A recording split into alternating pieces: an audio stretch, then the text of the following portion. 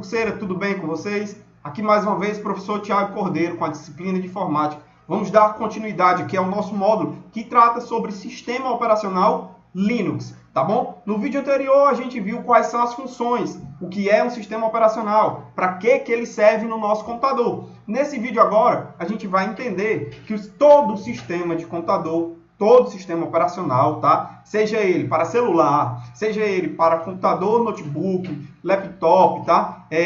Computador de mesa, enfim, seja ele qual for, mas se ele for sistema operacional, ele tem que ser composto de pelo menos duas partes essenciais para a formação de um sistema operacional. Quais são então, professor, essas partes essenciais para a formação de um sistema operacional?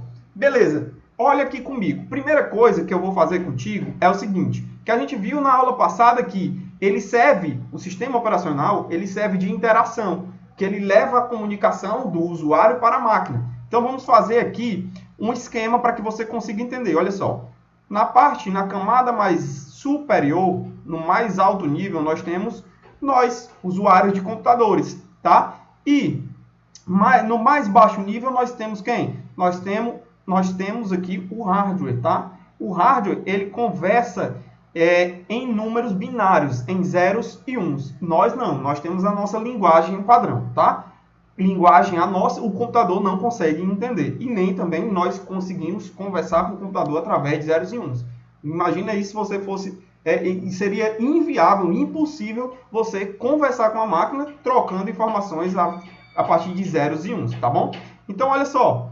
Na camada mais superior, nós temos o usuário de computador, tá certo? E na camada mais inferior, nós temos o hardware.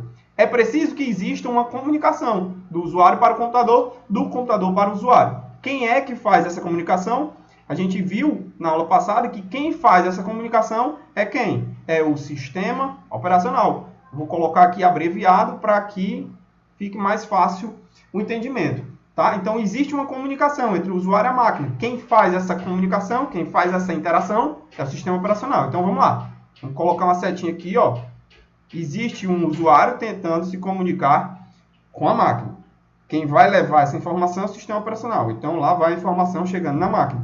E a máquina, ela devolve essa informação para o usuário, só que quem leva é o sistema operacional. Eu preciso que você entenda também que o sistema operacional ele é composto de várias partes. Nós temos duas partes básicas que são essenciais. A parte que ela está mais próxima do usuário, que é o shell do sistema operacional, e nós temos o kernel, que é a parte que está mais próxima da máquina. Tá? Então, veja só.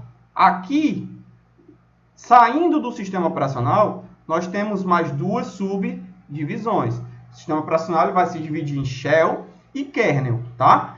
O shell ele está mais próximo do usuário e o kernel ele está mais próximo do hardware. Então, o sistema operacional está aí se dividindo em duas partes, tá? Eu quero que você entenda que a missão principal do shell é receber a informação do usuário, tá? O shell então vai ter a missão de receber o comunicado do usuário, passar para o kernel e do kernel ele vai levar para a máquina, tá bom? Então, olha só, não existe a possibilidade do shell se comunicar diretamente com a máquina, porque o shell é uma linguagem de mais alto nível, mais próxima do usuário. O shell ele só vai entender os comandos do usuário.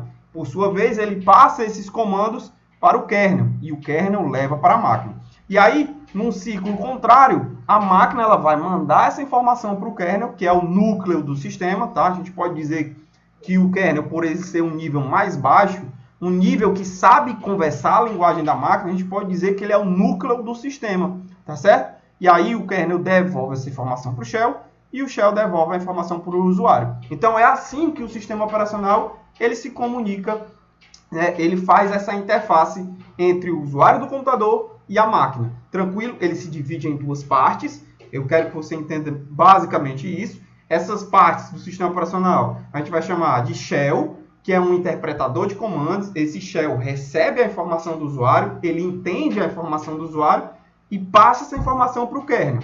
E aí o kernel ele sabe conversar a linguagem de máquina e passa a informação que veio do shell, ele passa para a máquina. E aí esse movimento acontece de forma contrária também. Tranquilo? Então vamos ver como é que isso cai em prova. Olha aí uma questão falando sobre as partes do sistema operacional. O shell e o kernel são duas partes essenciais do sistema operacional Linux.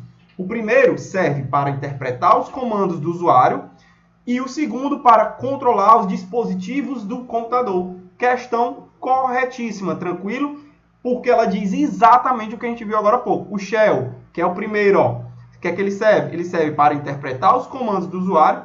E o kernel serve para fazer o quê? O kernel, que é o segundo, serve para controlar os dispositivos do computador. Então, questão correta. É assim que você vai aprender a resolver questão de provas no teu concurso, tá bom? Eu espero que vocês tenham gostado. Se gostou, dá uma curtida, comenta, compartilha com o restante da galera que está estudando, se inscreve no canal e foco, força, não desista dos seus sonhos.